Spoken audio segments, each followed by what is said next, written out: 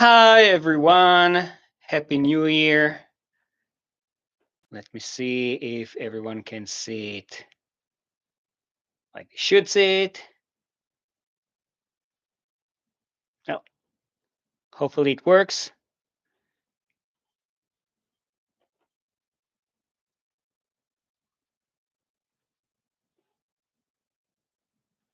Let's see. Here. Okay. So, hi everyone. I'm Dr. Ryan. I'm a veterinarian and I'm a veterinary behavior specialist. That means that kind of like in human medicine, after finishing vet school, you can also go to a university or do a non-conforming residency and be trained by another specialist for several years before you can take a bunch of tests and write studies and case reports. And maybe if you pass everything, you actually become a specialist yourself. Behavior specialist is the veterinary equivalence of being a human psychiatrist. So we actually deal a lot with aggressive dogs and cats, but we are actually trained on many other species as well. So horses and farm animals, and even some training on wild animals, even though I doubt if I will ever need to train something like an aggressive puma or something like that. I have Mr. Breadstick here. He is my puma, but he's definitely not aggressive at all. So today, because it's the new year, why not spread the love and talk about horrible bosses? Yes, I know it doesn't make sense. Brady, you can either be here comfortably and quietly, or if you start being a cat and jumping on my computer and showing your butt to the world, I'm just gonna put you down on the floor. He speaks English, by the way, so he understands everything. So, yes, I'm going to talk about my three worst bosses. Now, I wrote that they're my three worst bosses in veterinary medicine, but they're actually my three worst bosses in the world because I was also a veterinary technician. I was working as a security guard. I was working in a call center for a big internet company. So I did a lot of things growing up before becoming a veterinarian. And I have to say that uh, it, it seems like the worst bosses were other veterinarians. And I'll start with the first one. So this was actually fresh out of vet school. I actually didn't really know better, right? So I took the first thing or the first person that offered me a lot of money. Well, now looking back, they actually offered me really bad pay. But when you're fresh out of vet school, you think they're actually paying you a lot more than what you're worth. And they still pocket most of the money. So don't worry. It's not like they weren't making money on hiring me. This is probably the only boss that ever fired me, and I didn't quit that job. And he fired me after a month, which was completely okay with me. By the way, he like sent me a message, a text message, kind of like, we need to talk. And it's kind of like when you get that message from a girlfriend and you know that something is going to happen. And I'm like, what's going on? What do we need to talk about? No, I prefer to do it in person. And I'm not dumb. I already had the feeling. So I told him, are you firing me? And he said, are you sure you don't want, I can come to your house and we can talk about it. No need to come to my house. Just tell me if you want to fire me. I completely understand. Just do it. So yes, I think we shouldn't work together. And that was the end of it. But what led to it was the fact that he got frustrated. That boss got frustrated from me being right and pointing at the things that he was doing wrong. And I didn't do it in a rude way. Yeah, don't get me wrong. I mean, I do like to criticize others. If you know my YouTube channel, you know how I criticize other veterinarians and dog trainers and all of that. But this wasn't the case. This was done in a very nice way. He would try to test me because again, I was fresh out of vet school, and even when I was right, or most of the time I was right, he would try to make it seem like I was wrong. And as I, are you sure you want to go down that road? Do you want me to prove it to you that I'm actually right? So no, no, there's no way you can prove it. So there's that textbook over there. Do you want me to just open it up and show you that I'm right? And so yes, let's see if you can do it. And of course, I was right. So he didn't like it. I mean, what boss likes being proven wrong? I mean, some are open to actually learning. This guy wasn't. Now, I'm about, I would say 5'10, 5'9, 5'10 on a good day. Let's stick with 5'10. So I'm not a tall person, average. That's what she said. But he was pretty tall. He was like, I don't know, 6'3", 6'4", something like that. So every time he would stand next to me, and of course he was older than I would feel very small. And to begin with, I'm fresh out of vet school, so I don't have a lot of confidence. And he would, let's say I would try to put an IV catheter in a dog or a cat's vein, something that I've done probably hundreds of times because I was a veterinary technician before vet school, and you also learn to do that in vet school. And during your last year, the clinical year, you actually do it a lot of times. And he would stand hovering over me because, again, he was like really tall and would stand like this behind me, crossing his hands behind me, looking down. Hmm, you're not going to make it. Now, if you ever worked in veterinary medicine, you know that if someone tells you, oh, this is such a nice vein, or if someone tells you, yeah, I don't think you're going to make it, these two things are definitely going to jinx you. Maybe it's not like a real jinx. It's more of them kind of like saying something like that makes us feel more pressured. And then we F up, right? So he would stand hovering over me, and no, you're not gonna make it. I said, okay, then maybe you should tell me what I'm actually doing wrong. And he would answer, no, no, I just wanted to tell you that you're not gonna make it. And then, okay, but what exactly am I doing wrong? Maybe you should tell me before I mess up so I don't mess up. I mean, after all, we are working here with an animal. Why poke the dog or poke the cat for no reason if you know that I'm gonna fail? I mean, it hurts. It doesn't hurt so much, but it hurts. I mean, you know how painful it is to be poked by a needle. So, no, no, no, it's okay. Just go ahead. And I would, and of course, it's not. I would screw up in most of these cases when it's hovering over me and telling me that I'm not gonna make it. And then he would gloat. He would say, "See, told you so. Told you that you're not gonna make it and that you're gonna screw up." Okay, so you're right. I didn't do it. I screwed up. Now what? How can I how can I do it in a way that next time I'm gonna do it like smoothly without any issues? Is there a way to do it?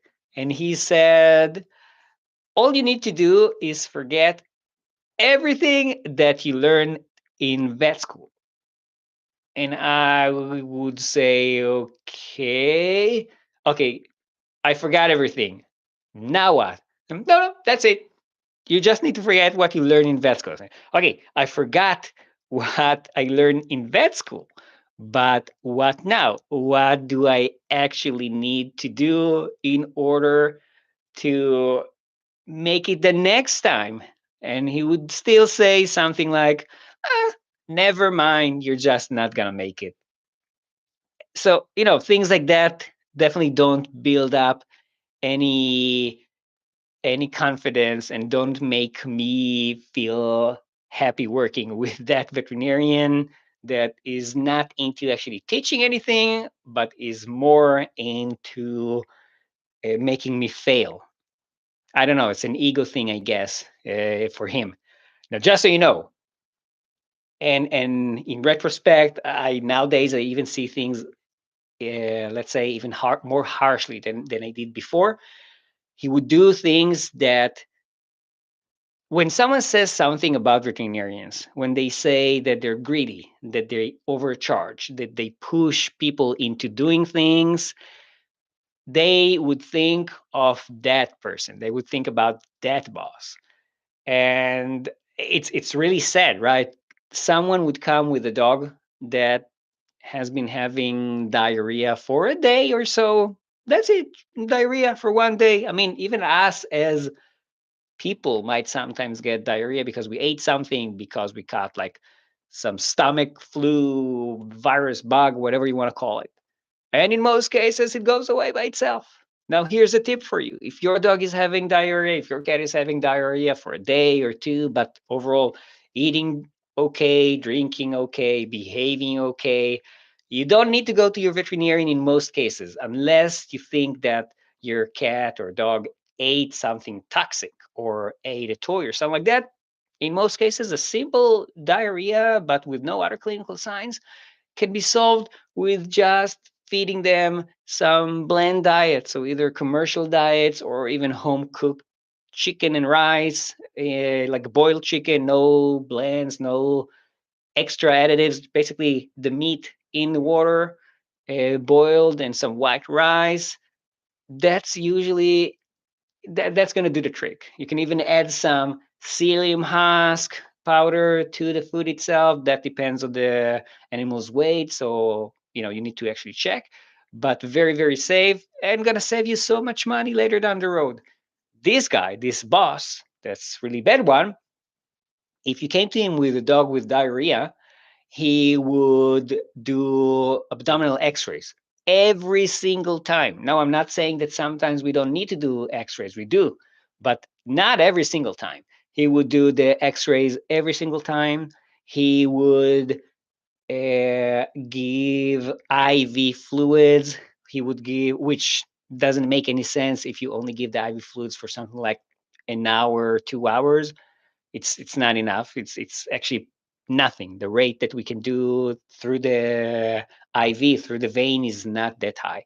But he would also give them subcutaneous fluids, like fluids under the skin, and he would also give them an injection of antibiotics, which is not necessary in most cases. It's actually even dead in some cases because it can make things even worse because it might also kill the normal gut flora, the good bacteria, and he might also give vitamin B and vitamin A, D, and E complex. And what else did he do? And of course, we'll sell the owners commercial diets that he was making money on. So basically, he would charge them a lot of money for a lot of things that might not harm the dog or the cat, but are probably not even helping them. And guess what? They do get better. Why do they get better? Well, like I said, in most of these cases, they will get better with the very basic treatment, sometimes without any treatment whatsoever. But the owners, a lot of them don't know any better. So he rescued their pet, their pet with the diarrhea. They had diarrhea for a day. He gave them all of that stuff. And within a day or two, everything is good, right? But no, not right, because they paid hundreds of dollars for something that could have been solved with just a few dollars of cooking your own boiled chicken or boiled beef and some white rice. So it was really bad for the client. He was really bad for all of his employees. By the way, it wasn't just me that fell really bad working with him or and for him. All of his employees weren't that happy. The only ones that actually survived, even though some of them were actually very nice people, but survived working for him, were people with, let's say, a personality that is kind of like a submissive in a way, right? They're like, let's, I don't want to get into those corners. He would scream at them and they would like, nod their head and just accept everything that he said and try to kind of like stay on his good side. But I'm not one of those guys. If I see something that I feel is wrong, I'm gonna speak up. So yes, so he was not a nice veterinarian, not a good veterinarian, not a nice person, and he ended firing me after a month, which I was very thankful for. But sadly, things didn't get a lot better after that. So I started working for another veterinarian. That veterinarian was actually a pretty known one. He has a few, he still does have a few different clinics around the country, and he has a lot of other veterinarians working for him. He actually almost doesn't work as a veterinarian anymore. He lets his employees, his veterinary associates work for him, which is good because he actually had a lot of good veterinarians working for him as well during those years. So at least the clients did get good customer service and good medical advice from the employees. But he himself, nuts. And when I'm saying nuts, I actually mean it. He told us, right? I'm not making this up. He told us that he was on some behavior modification medications, which clearly he needed because the days that he didn't take them, you could see that his bipolarity would break out, right? He would start looking for people to scream at, to get mad at, um, sometimes the clients, but usually just the staff. And he would even curse at them and would throw things and would scream. And again, seriously, I don't know how anyone could last with this guy for a very long time. But I actually do know some good veterinarians that still work for him. Most of them say, yeah, it's because we rarely see him anymore. So basically, they continue working for him just because they know that they're not gonna interact with them, which is again, I can understand. He also never paid well, so I don't know how much they're getting nowadays, but he was really cheap. He himself came from a very, very, very rich family that owned a lot of very expensive properties. And let's say that he became who he was because of his money and not because of his abilities. But I'm digressing. The reason he was a horrible boss was also because he wasn't a good veterinarian and because he would sometimes go crazy and start getting mad at everyone. Now, one day he gave me a call. I was at home. It wasn't the day that I was working. He gave me a call at around, I think it was something like 8 p.m., something like that. And on my day off, screaming at me, why did I do cytology from a shelter that we were working with brought us. Now, that cat had this like really big, disgusting ulcer on the face.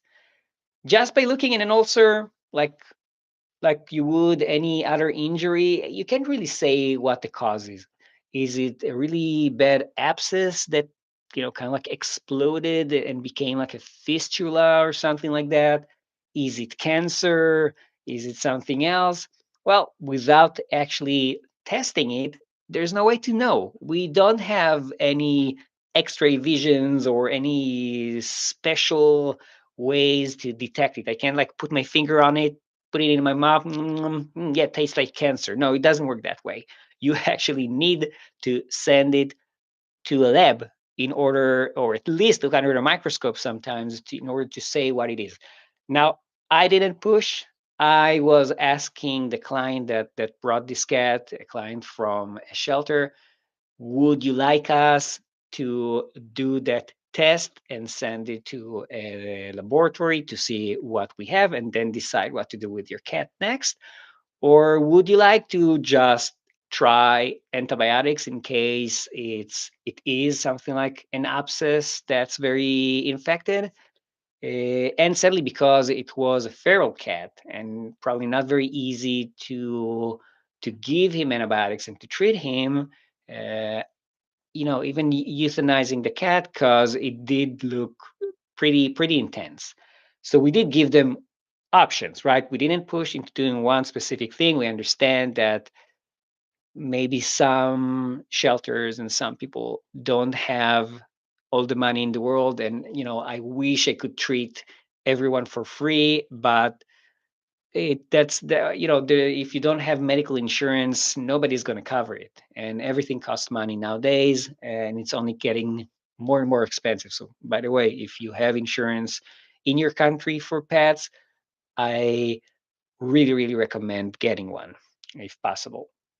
It might save you a lot of money later down the road, or give you options for things that you might not be able to do if you only have a specific amount of money available every day, every month for your pet.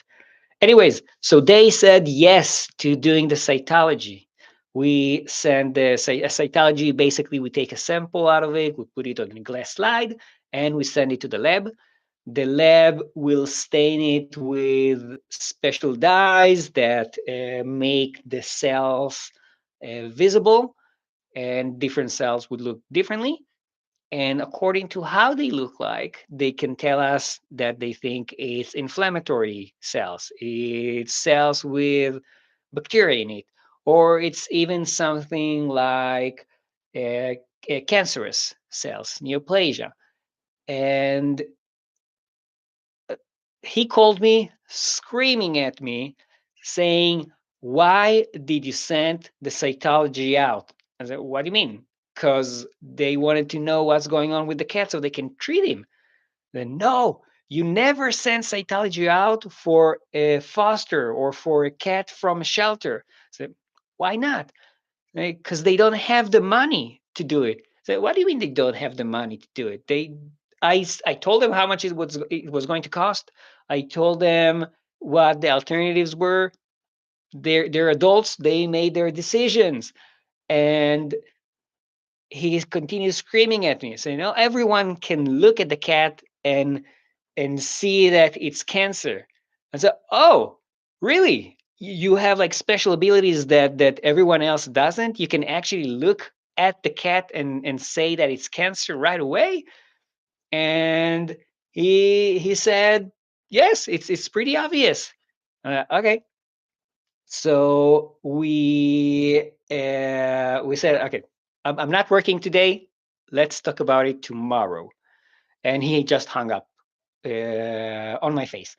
And I called. Sorry, and I next day I went there, and the moment that I walked into the room, into the clinic, he started screaming at me and started bringing up all kinds of other things that he said that we, not just me specifically, we, the staff, are doing that's costing money to clients and patients. And although I appreciate being so nice to the patients and kind of like thinking about their funds and all of that, he was the one that's also pushing into doing more tests. So he wasn't as bad as the other veterinarian that I told you at the beginning. He would not offer treatments and tests that were not necessary, because again, he also didn't work that much as an actual veterinarian.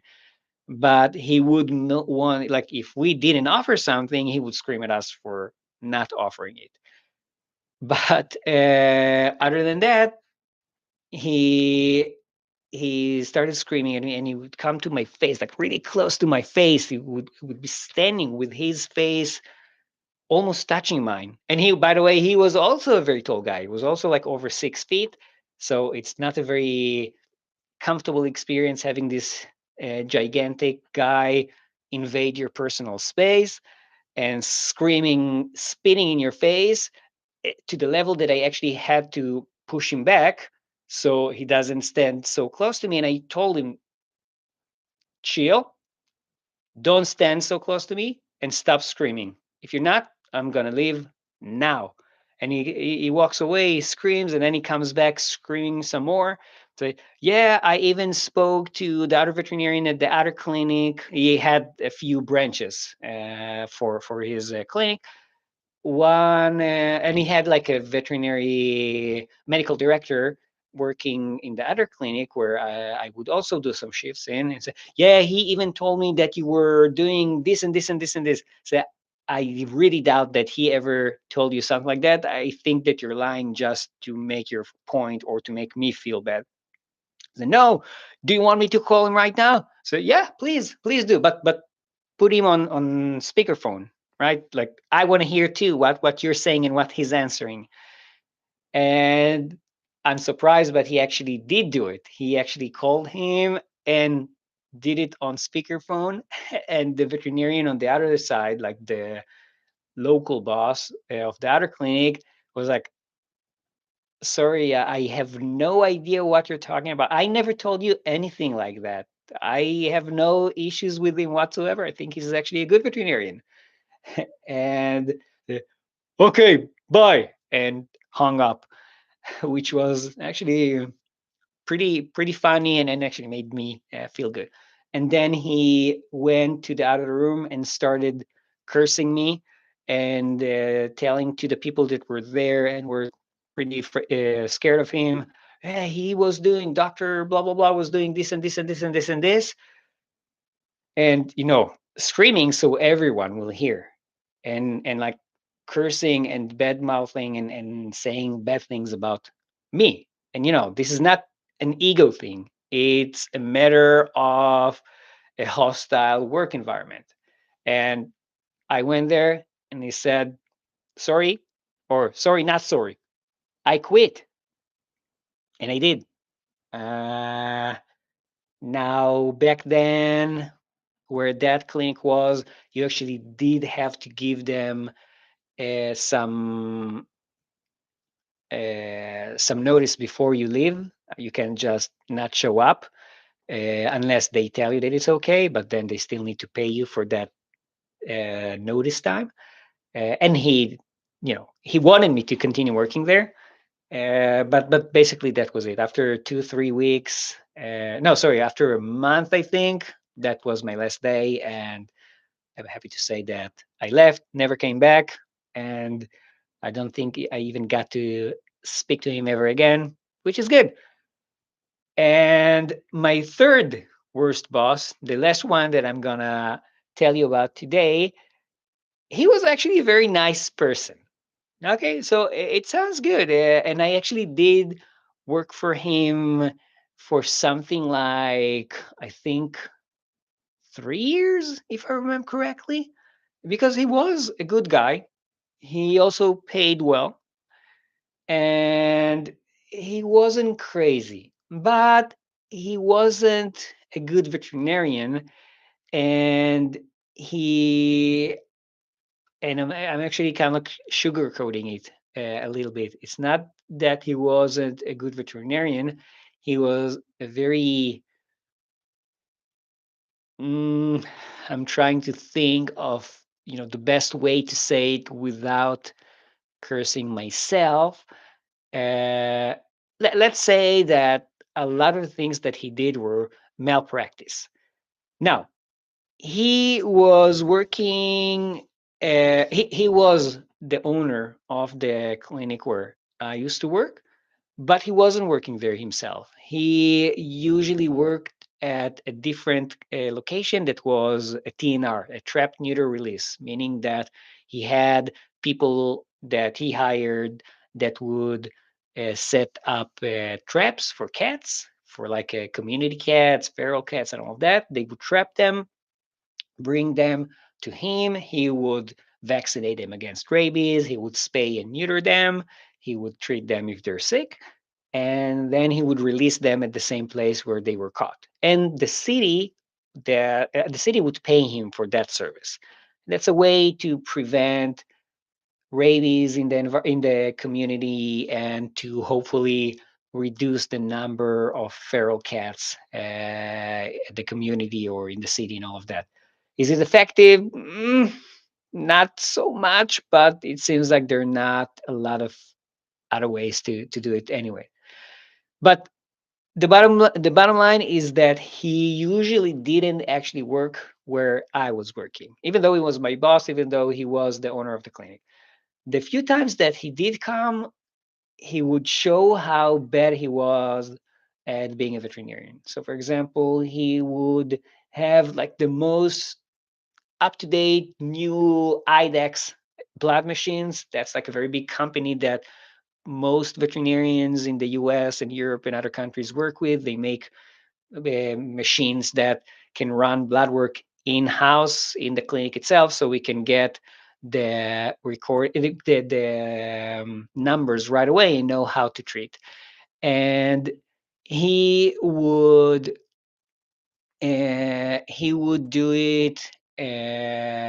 Sorry, he would draw the blood. He didn't know how to draw blood sometimes, and then he would give it to me to run it in the machine. And like, look, you have the machine. Why don't you use it in order to see how good the blood is, or like what the results are? What it is? Oh, I don't know anything about this machine. I don't know how to read the results.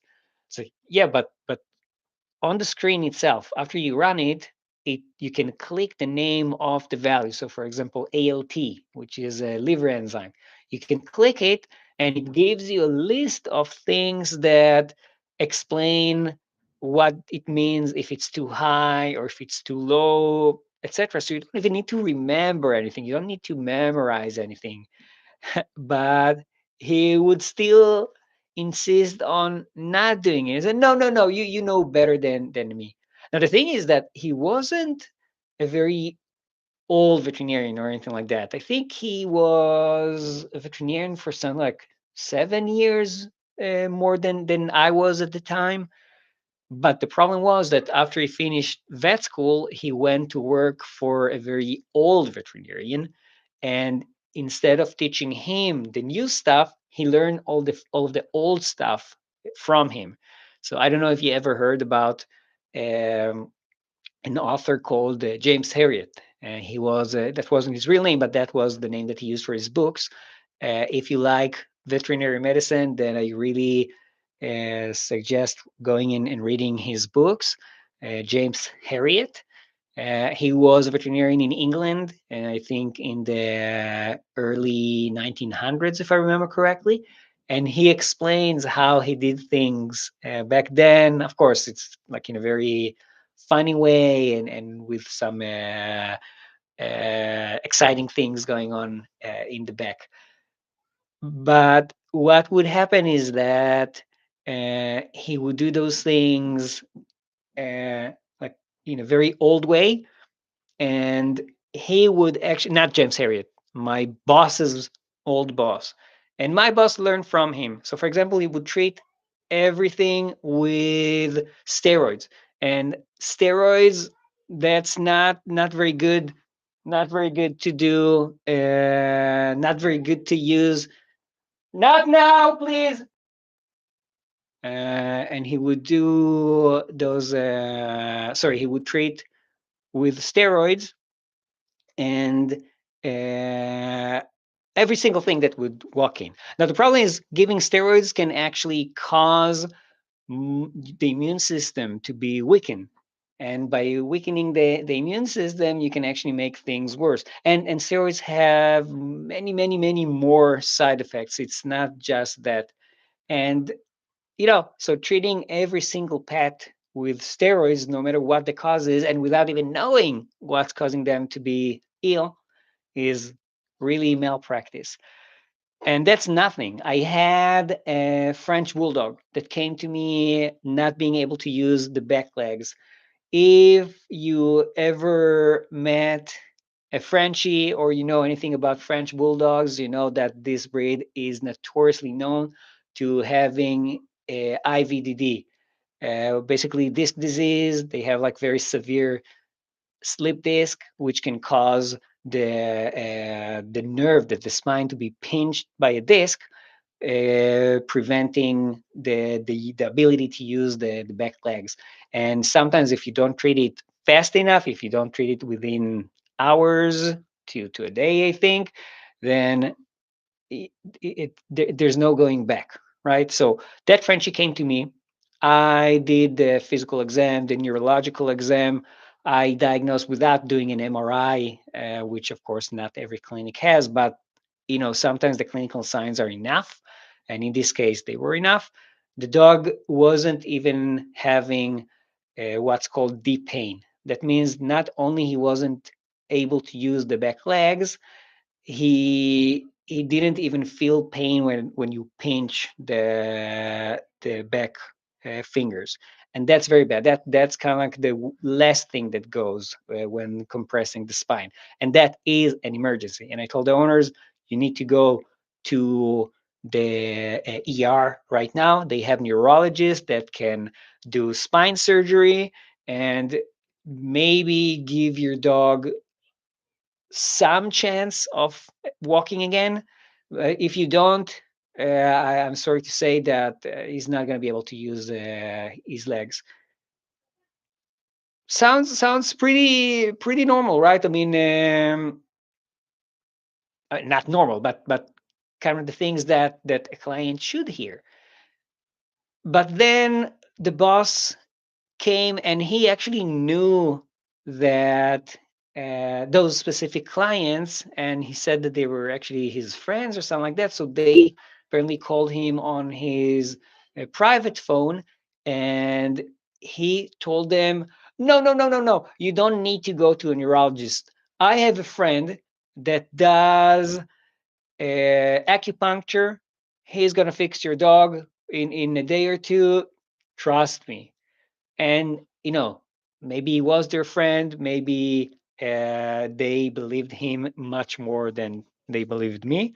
uh, Again, at the time I was younger, my beard, you know what, I actually didn't even have a beard. I think I had short hair and no beard at all, so maybe I also looked less professional, then well, I know long hair doesn't really say professionalism, but beard makes a lot of people think that you're much more professional than you are, and especially now that I have some white hair on my beard, showing my age, and then more people would trust me. But those clients didn't trust me; they only trusted him, and he went and told them to go to someone that can do acupuncture. So, of course, they did.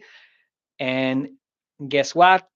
The dog didn't get better and they ended up euthanizing him. Would the dog get better if he had surgery? Probably. There are statistics. In his case, probably that would have saved him, saved his life. But because this guy was a very bad veterinarian and didn't want to learn, didn't want to listen to anyone, didn't even go to one continuous education course or anything like that because it wasn't mandatory there.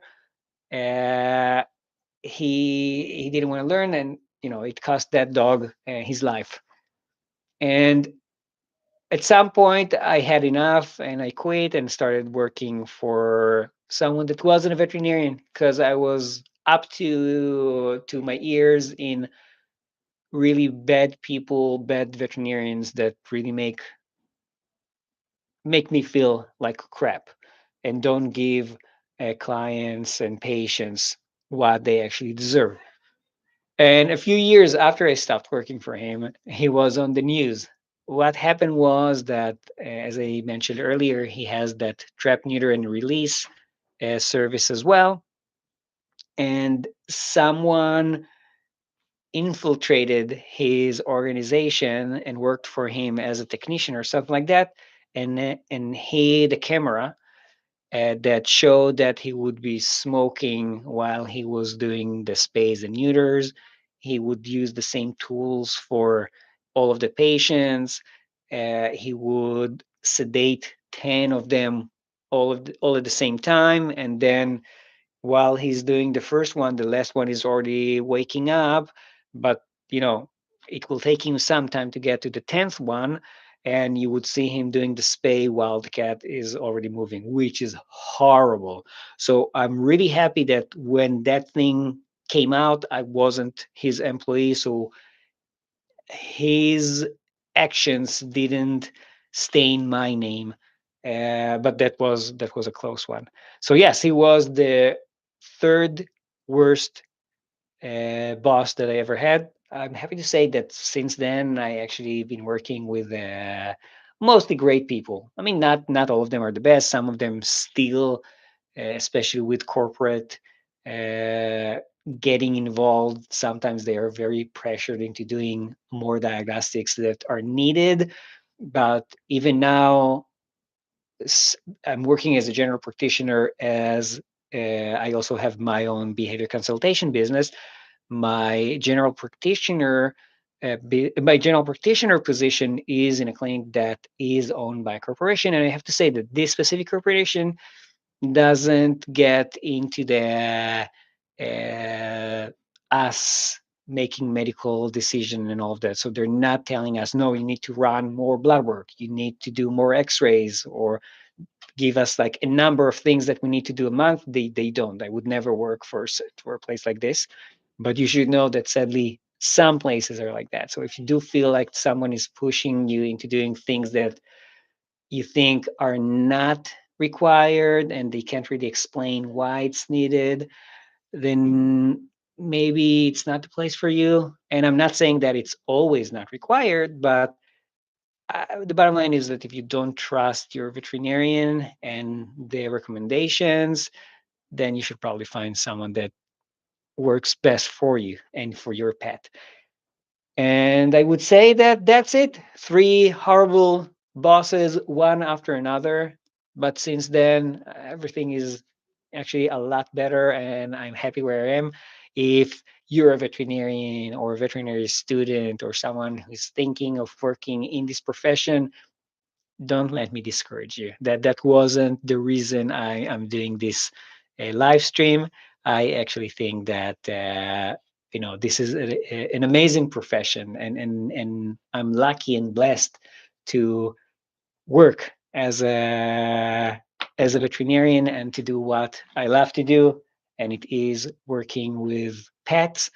I'm actually pretty surprised that people that are on YouTube and are seeing this stream on the horizontal, you might be able to see my cat over there. You see him, Breadstick? He's being very, very quiet. I'm probably just boring him to death. But those of you who are seeing it on the vertical, sorry, you'll have to trust me. And that's it. I wanted to say have a great new year. May everything you want to do this year come to, uh, I don't know, that everything you're hoping will actually be fulfilled. I have like 5 minutes to answer questions. So if anyone want to ask something, I will try. Everyone is okay, if everyone is okay and don't really have anything to say, then that's okay.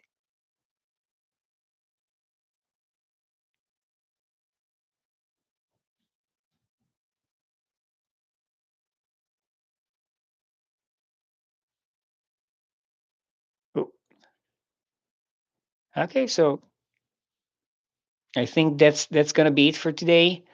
Let me know in the comments or DM me or whatever if there's a topic that interests you. I'll be happy to talk about that as well. That's it. Happy New Year.